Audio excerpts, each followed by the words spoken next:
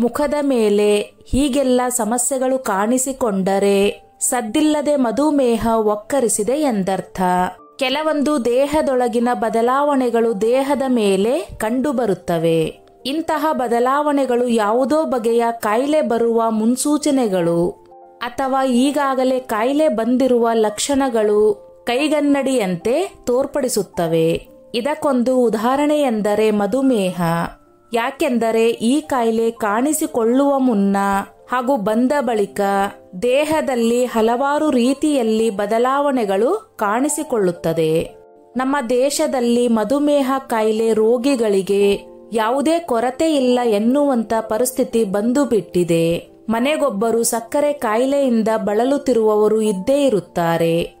ಇದರಿಂದ ಮನೆಯಲ್ಲಿರುವ ಇತರರಿಗೂ ನಮಗೂ ಸಕ್ಕರೆ ಕಾಯಿಲೆ ಬರಬಹುದು ಎಂಬ ಆತಂಕ ಕೂಡ ಇರುತ್ತದೆ. ಈ ಕಾಯಿಲೆಯನ್ನು ನಿಯಂತ್ರಣದಲ್ಲಿ ಇಟ್ಟುಕೊಳ್ಳಲು ಹಲವಾರು ಮುನ್ನೆಚ್ಚರಿಕೆಗಳನ್ನು ತೆಗೆದುಕೊಂಡರೂ ಕೂಡ ಮಧುಮೇಹ ಕಾಯಿಲೆಯನ್ನು ಕಂಟ್ರೋಲ್ ಮಾಡಿಕೊಳ್ಳುವುದು ಕಷ್ಟ ಎನ್ನುವಂತಾಗುತ್ತದೆ. ದೇಹದಲ್ಲಿ ಪ್ಯಾಂಕ್ರಿಯಾಸ್ ಗ್ರಂಥಿ ಸರಿಯಾಗಿ ಇನ್ಸುಲಿನ್ ಉತ್ಪತ್ತಿ ಮಾಡದಿದ್ದರೆ ಸಕ್ಕರೆ ಕಾಯಿಲೆ ಬರುತ್ತದೆ ಎನ್ನುತ್ತಾರೆ ತಜ್ಞರು. ನಿಮಗೆ ಗೊತ್ತಿರಲಿ, ಮಧುಮೇಹ ನಿಯಂತ್ರಣಕ್ಕೆ ಸಿಗದಿದ್ದರೆ ಮುಂದಿನ ದಿನಗಳಲ್ಲಿ ಈ ಕಾಯಿಲೆಯಿಂದಾಗಿ ಕಿಡ್ನಿಗಳಲ್ಲಿ ಸಮಸ್ಯೆ, ಕಣ್ಣಿನ ದೃಷ್ಟಿಗೆ ಸಂಬಂಧಿಸಿದ ಸಮಸ್ಯೆ, ನರಗಳ ಹಾನಿ ಮತ್ತು ಹೃದ್ರೋಗದಂತಹ ಹಲವಾರು ಆರೋಗ್ಯ ಸಮಸ್ಯೆಗಳು ಕಾಣಿಸಿಕೊಳ್ಳುವ ಸಾಧ್ಯತೆ ಹೆಚ್ಚಿರುತ್ತದೆ. ಒಂದು ವೇಳೆ ಈ ಕಾಯಿಲೆಯ ರೋಗ ಲಕ್ಷಣಗಳನ್ನು ಆರಂಭಿಕ ಹಂತದಲ್ಲಿಯೇ ಪತ್ತೆ ಹಚ್ಚಿ ಇದರ ನಿಯಂತ್ರಣಕ್ಕೆ ಸರಿಯಾದ ಆಹಾರ ಪದ್ಧತಿ, ದೈಹಿಕ ಚಟುವಟಿಕೆ ಮತ್ತು ಔಷಧಿಗಳನ್ನು ಅನುಸರಿಸಿಕೊಂಡು ಹೋದರೆ ಖಂಡಿತವಾಗಿ ಮಧುಮೇಹವನ್ನು ನಿಯಂತ್ರಣದಲ್ಲಿ ಇಟ್ಟುಕೊಳ್ಳಬಹುದು. ಮಧುಮೇಹದ ರೋಗ ಲಕ್ಷಣಗಳು. ಇನ್ನು ಮಧುಮೇಹದ ರೋಗ ಲಕ್ಷಣಗಳನ್ನು ಪತ್ತೆ ಹಚ್ಚಲು ಮೊದಲಿಗೆ ಈ ಕಾಯಿಲೆಯ ಆರಂಭಿಕ ರೋಗ ಲಕ್ಷಣಗಳನ್ನು ಪತ್ತೆ ಹಚ್ಚುವುದು ಅತ್ಯಗತ್ಯ. ಪ್ರಮುಖವಾಗಿ ಈ ಕಾಯಿಲೆಯ ರೋಗ ಲಕ್ಷಣಗಳು ದೇಹದ ವಿವಿಧ ಭಾಗದಲ್ಲಿ ಕಾಣಿಸಿಕೊಳ್ಳುತ್ತದೆ. ತುಂಬಾನೇ ಸೂಕ್ಷ್ಮವಾಗಿರುವ ಈ ಲಕ್ಷಣಗಳನ್ನು ಹೆಚ್ಚಿನವರು ನಿರ್ಲಕ್ಷ್ಯ ಮಾಡುವವರೇ ಹೆಚ್ಚು. ಇಲ್ಲಿ ನಾವು ಮುಖದಲ್ಲಿ ಕಾಣಿಸಿಕೊಳ್ಳುವ ಮಧುಮೇಹದ ರೋಗ ಲಕ್ಷಣಗಳ ಬಗ್ಗೆ ನೋಡುತ್ತಾ ಹೋಗೋಣ. ಮುಖ ಹಾಗೂ ಕಣ್ಣುಗಳ ಭಾಗ ಊದಿಕೊಳ್ಳುವುದು. ರಕ್ತದಲ್ಲಿನ ಸಕ್ಕರೆ ಮಟ್ಟ ಹೆಚ್ಚಾಗುವುದರಿಂದ ದೇಹದಲ್ಲಿ ಉರಿಯೂತದ ಸಮಸ್ಯೆ ಕಾಣಿಸಿಕೊಳ್ಳುತ್ತದೆ. ಇದರಿಂದ ಮುಖದಲ್ಲಿ ಊತ ಅಥವಾ ಕೆಂಪು ಬಣ್ಣದಲ್ಲಿ ಅಲರ್ಜಿ ರೀತಿ ಕಾಣಿಸಿಕೊಳ್ಳುತ್ತದೆ.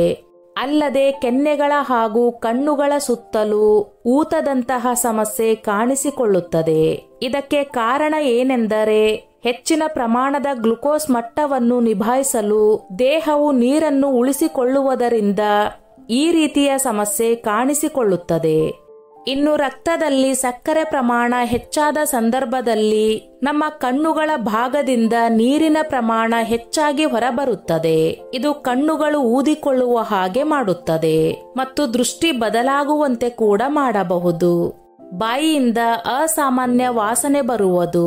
ಬಾಯಿಯಿಂದ ಅಸಾಮಾನ್ಯ ವಾಸನೆ ಬರುತ್ತಿದ್ದರೆ ನಿಮ್ಮ ರಕ್ತದಲ್ಲಿ ಶುಗರ್ ಲೆವೆಲ್ ಹೆಚ್ಚಾಗಿದೆ ಎಂದರ್ಥ. ಅಂದರೆ ಈ ಸಮಯದಲ್ಲಿ ಉಸಿರಾಟವು ಹಣ್ಣಿನ ವಾಸನೆ ಅಥವಾ ರುಚಿಯನ್ನು ಹೊಂದಿದ್ದರೆ ಅದನ್ನು ವೈದ್ಯಕೀಯ ಭಾಷೆಯಲ್ಲಿ ಡಯಾಬಿಟಿಕ್ ಕೀಟೋ ಆಸಿಡೋಸಿಸ್ ಎನ್ನಲಾಗುತ್ತದೆ.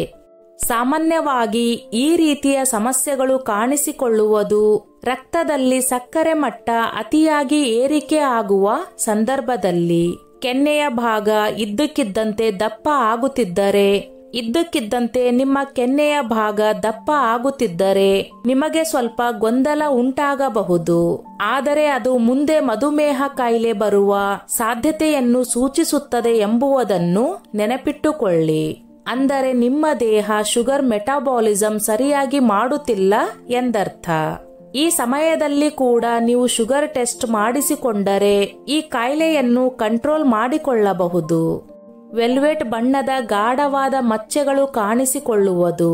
ಕುತ್ತಿಗೆ, ಕಂಕುಳ ಮೊದಲಾದ ಭಾಗಗಳ ಚರ್ಮದಲ್ಲಿ ದಪ್ಪ ಮತ್ತು ಗಾಢವಾದ ಕಲೆಗಳು ಕಾಣಿಸಿಕೊಳ್ಳುವುದು ದೇಹ ಇನ್ಸುಲಿನ್ ಸಹಿಷ್ಣುತೆಯ ಆರೋಗ್ಯ ಸಮಸ್ಯೆಯನ್ನು ಸೂಚಿಸುತ್ತದೆ.